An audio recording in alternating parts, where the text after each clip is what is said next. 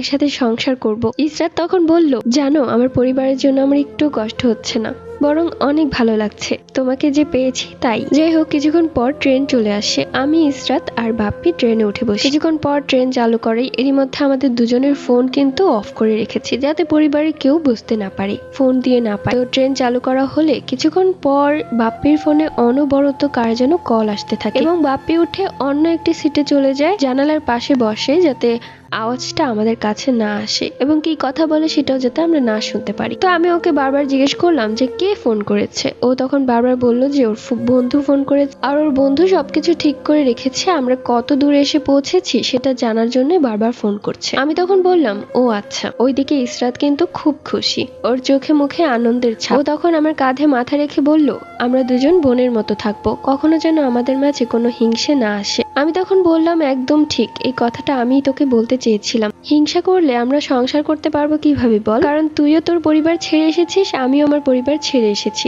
যাওয়ার কোথাও জায়গা নেই। এই কথাগুলো বলার সময় আবারও বাপ্পির ফোনে কার যেন ফোন আসে। দেখলাম বাপ্পির চোখে মুখে একটু চিন্তার ছাপ, ও একটু কার সাথে যেন চিন্তিত হয়ে কথা বলছে এবং মুখটাকে এমন ভাবে ঢেকে কথা বলছে যেন খুব ফিস ফিস করে, কথা শোনা যাচ্ছে না। ইসরাত তখন বাপ্পিকে বলল, কার সাথে কথা বলছো, আমাদেরকেও বলো। আরে আমার বন্ধু ফোন করছে বারবার। তো কি হয়েছে, তুমি তো বললেই যে আমরা এত দূর এসে পৌঁছেছি, তাহলে কেন বারবার ফোন করছে? ও তখন বলল, তুমি বুঝবে না, এটা অন্য ব্যাপার। কি ব্যাপার আমাদেরকে বলো, না বললে বুঝবো কি করে? বাপ্পি তখন একটু রাগান্বিত হয়ে বলল, তুমি অনেক বেশি কথা বলো, চুপ করে বসে থাকো। মুহূর্তের মাঝে আমার মনটা খারাপ হয়ে গেল, ইসরাতেও মন খারাপ হয়ে গেল এবং রাগান্বিত কণ্ঠে সে বলল, তুমি নিমুর সাথে এভাবে কথা বলছো কেন? তোমাকে ভরসা করে এখানে এসেছি, এখন কি হচ্ছে না হচ্ছে তুমি যদি আমাদেরকে না বলো তাহলে আমরা কিভাবে করে বুঝবো? এবার বাপ্পি একটু ভ্যাবাচাকা খেয়ে বলল, আরে জান, কিছুই হয়নি, যেটা বললাম সেটাই। ওরা আসলে বারবার ফোন করে বলছে আমরা কত দূর পৌঁছেছি। আমি তখন ইসরাতকে বললাম, আমার কেন যেন সন্দেহ লাগছে, দেখ ও কিভাবে মুখ ঘুরিয়ে কথা বলছে,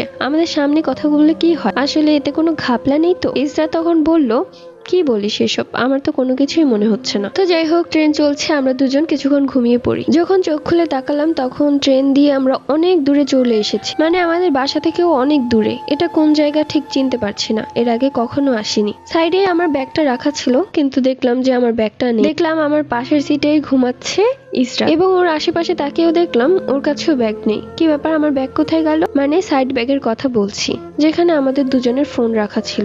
আমি তখন বাপ্পিকে চারিদিকে খুঁজতে লাগলাম, কিন্তু ওকে কোথাও দেখছি না, ও কোথায় গেল? আমি তখন ইসরাতকে ধাক্কা দিয়ে ঘুম ভাঙালাম এবং বললাম, কি রে বাপ্পি কোথায়, আর আমাদের সাইড ব্যাগগুলো দেখছি না কেন? তাহলে কি বাপ্পি আমাদের ব্যাগ নিয়ে পালিয়েছে? ব্যাগে তো ওরকম টাকা